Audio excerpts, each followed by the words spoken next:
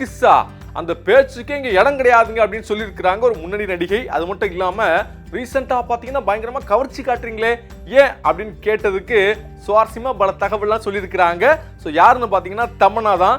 So என்னென்ன கேள்விகள் எப்படிலாம் பதில் சொன்னாங்க பார்த்துருவோமா?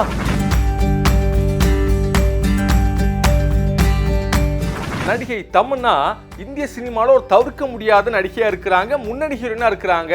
ஸோ பேன் இந்திய படங்களான பாகுபலியிலிருந்து லஸ்ட் ஸ்டோரிஸ் 2 வரைக்கும் பல படங்களை கவர்ச்சியாகவும் அழகாகவும் நடிச்சிருக்கிறாங்க. அவங்களுக்கு ஒரு மிகப்பெரிய ஃபேன் பேஸ் இருக்கு. அப்படிப்பட்ட இந்த சூழல்ல ரீசெண்டாக அவங்க கொடுத்த பேட்டி தான் பல விஷயங்களை பேச வச்சிருக்கு, குறிப்பா சர்ச்சையை கூட கிளப்பியிருக்குன்னு பார்க்கலாம். ஸோ என்னென்ன விஷயங்கள்லாம் பேசினாங்கன்னு பார்க்கலாம். இதுல முதல் கேள்வி பார்த்தீங்கன்னா, இத்தனை வேலை பளுகளுக்கு மத்தியில எப்படி நீங்க எக்ஸசைஸ்லாம் பண்றீங்க, ஒர்க் அவுட்லாம் பண்றீங்க அப்படின்னு கேட்குறப்ப நான் வந்து எப்பவுமே எக்ஸசைஸ்லாம் பண்ணிக்கிட்டு இருப்பேன், ஏன்னா ரொம்ப வருஷமா பண்ணிக்கிட்டு இருக்கேன்ல.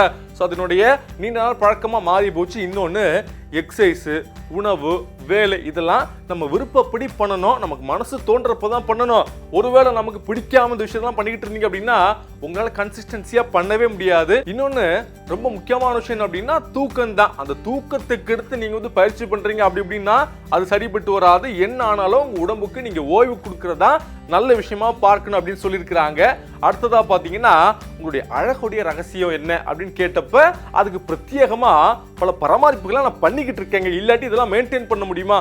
குறிப்பா சிறந்த சருமத்துக்கு சில விஷயங்கள்லாம் இருக்கு, ரகசியமும் இருக்கு. அது என்னன்னு பார்த்தீங்கன்னா எக்ஸசைஸ் நம்ம எப்பவுமே சொல்றதா. இன்னொன்று என்ன ப்ராடக்ட் யூஸ் பண்றீங்களோ இல்லைன்னா என்ன விஷயங்களை தொடர்ச்சியா பண்றீங்களோ அதை பண்ணிக்கிட்டே இருக்கணும். வேற விஷயங்கள் நீங்க புதுசா ட்ரை பண்றேன்னு கொண்டு வந்தா அதுல எந்த யூஸும் கிடையாது. இதெல்லாம் தாண்டி நல்ல மனநலம், நல்ல உணவு, தூக்கம், நான் ஆல்ரெடி சொன்ன மாதிரி இதெல்லாம் இருந்தாலே அழகு ஆட்டோமேட்டிக்கா ஏறும்னு சொல்லியிருக்கிறாங்க தமன்னா.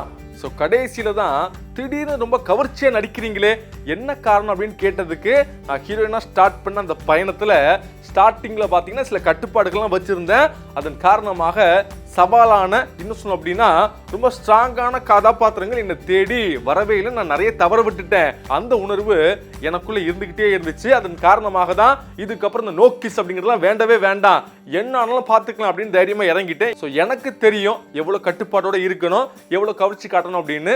அந்த தன்மைகள் எனக்கு தெரிய வந்துருச்சு. ஸோ இதுக்கப்புறமா எனக்கு பிரச்சனை அப்படின்னு ஓப்பனா பேசியிருக்கிறாங்க தமன்னா. செய்திகளை உடனுக்குடனும் துல்லியமாகவும் தெரிந்து கொள்ள சப்ஸ்கிரைப் பண்ணுங்க.